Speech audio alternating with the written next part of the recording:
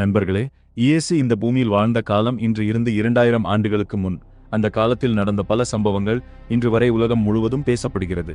அந்த காலத்தை நினைவூட்டும் சில பொருட்கள் இன்னும் பாதுகாக்கப்பட்டிருக்கிறது என்று பலர் நம்புகிறார்கள்.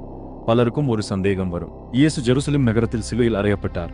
அப்படியானால் அவருடன் தொடர்புடையதாக சொல்லப்படும் பொருட்கள் எப்படி உலகத்தின் வேறு வேறு நாடுகளில் இருக்கிறது? இதற்கான விளக்கம் வரலாற்றில் சொல்லப்படுகிறது. இயேசுவின் காலத்திற்கு பிறகு அவரது சீடர்கள் உலகம் முழுவதும் தேவனுடைய செய்தியை அறிவிக்கச் சென்றார்கள்.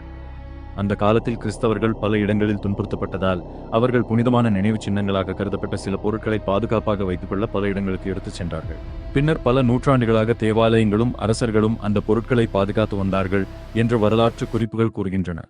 முதலில் பலர் பேசும் ஒரு பொருள் இயேசுவின் உடலை சுற்றியதாக நம்பப்படும் ஒரு நீளமான துணி. இயேசு சிலுவையில் மரித்த பிறகு அவரது உடலை அந்த துணியில் சுற்றி வைத்தார்கள் என்று சில கிறிஸ்தவர்கள் நம்புகிறார்கள். அந்த துணி பல நூற்றாண்டுகளாக பாதுகாக்கப்பட்டு வருகிறது என்று சொல்லப்படுகிறது. இன்று அது துரின் நகரத்தில் பாதுகாக்கப்படுகிறது. அடுத்து முள்ளால் செய்யப்பட்ட கிரீடம். பைபிள் கூறுவது போல் ரோம சிப்பாய்கள் இயேசுவை அவமானப்படுத்துவதற்காக முள்ளால் ஒரு கிரீடம் செய்து அவரது தலையில் வைத்தார்கள். முள்ளு கிரீடத்தின் சில பகுதிகள் பல நூற்றாண்டுகளாக பாதுகாக்கப்பட்டிருக்கிறது என்று கூறப்படுகிறது. அது பாரிஸ் நகரத்தில் பாதுகாக்கப்பட்டிருக்கிறது என்று சொல்லப்படுகிறது. அடுத்ததாக இயேசு அறையப்பட்ட சிலுவை மரத்துண்டுகள் பற்றியும் பலர் பேசுகிறார்கள். இயேசு சிலுவையில் அறையப்பட்ட பிறகு அந்த சிலுவையின் சில சிறிய பகுதிகளை கிறிஸ்தவர்கள் மிகவும் புனிதமான நினைவு சின்னமாக கருதி பாதுகாத்தார்கள் என்று வரலாற்றில் கூறப்படுகிறது.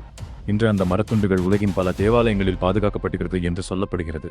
அடுத்து இயேசு தனது சீடர்களுடன் கடைசியாக உணவு உட்கொண்ட போது பயன்படுத்தியதாக கூறப்படும் ஒரு கிண்ணம் பற்றி சிலர் நம்புகிறார்கள். அந்த கிண்ணம் இன்று வலன்சியா நகரத்தில் உள்ள ஒரு தேவாலயத்தில் பாதுகாக்கப்பட்டிருக்கிறது என்று கூறப்படுகிறது. அடுத்து இயேசு சிலுவையில் இருந்தபோது அவருடைய பக்கத்தில் குத்தியதாக சொல்லப்படும் ஒரு ஈட்டி பற்றி வரலாற்றில் குறிப்பிடப்படுகிறது. பைபிளில் ஒரு ரோம சிப்பாய் இயேசு உயிரோடு இருக்கிறாரா என்று பார்க்க அவருடைய பக்கத்தில் ஈட்டியால் குத்தினான் என்று எழுதப்பட்டுள்ளது.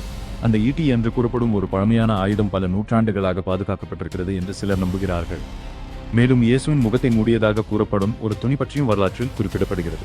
இயேசுவின் உடலை அடக்கம் செய்யும் போது முகத்தை மூட அந்த துணி பயன்படுத்தப்பட்டது என்று சிலர் நம்புகிறார்கள்.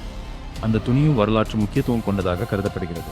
அடுத்து இயேசுவை விசாரித்த ரோம ஆட்சியாளர் பற்றிய ஒரு பழமையான கல் கண்டுபிடிக்கப்பட்டுள்ளது. அது அந்த காலத்தில் நடந்த சம்பவங்களுக்கு ஒரு வரலாற்று சான்றாக பல ஆய்வாளர்கள் பார்க்கிறார்கள். மேலும் இயேசுவின் காலத்தில் வாழ்ந்த ஆசாரியர்களுடன் தொடர்புடையதாக கருதப்படும் ஒரு பழமையான கல்பெட்டி கண்டுபிடிக்கப்பட்டுள்ளது.